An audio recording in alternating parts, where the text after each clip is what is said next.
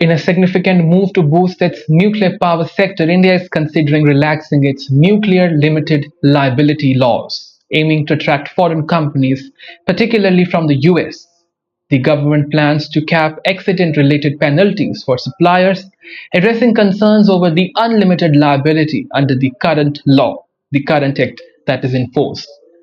This reform comes as India seeks to extend its nuclear power capacity 12 folds by 2047, a key part of its effort to strengthen trade relations with the United States and meet its growing energy needs back in home.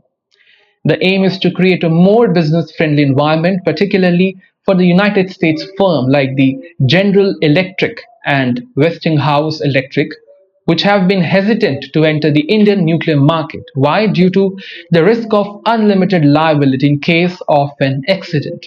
This was their concern.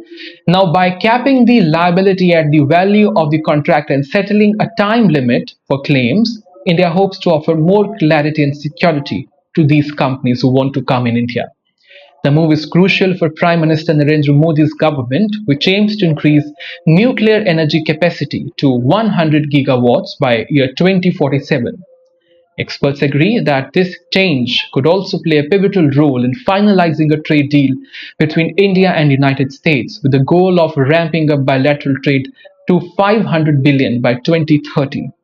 India's nuclear liability law, which was introduced in year 2010, has long been shaped by the tragic memory of 1984 Bhopal gas disaster. The catastrophe, one of the worst industrial disasters in history, saw Union Carbide agreeing to a 470 million settlement after over 5,000 people were killed. The nuclear liability law, a direct response to this tragedy, discourages Western companies from entering India's nuclear market as it exposes them to the risk of significant financial claims without clear limits on them.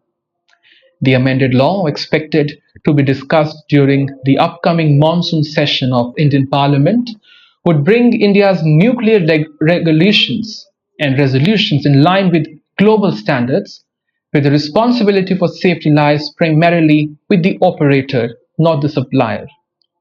This shift could make India a more attractive destination for US companies, while also advancing the country's ambitious clean energy goals. The bottom line is, India's potential nuclear liability reforms are about more than just improving energy infrastructure. They're also a critical step, a crucial step towards a deeper and more mutual beneficial relationships with the United States of America. As India continues to pursue its nuclear ambitions, the world will be watching closely.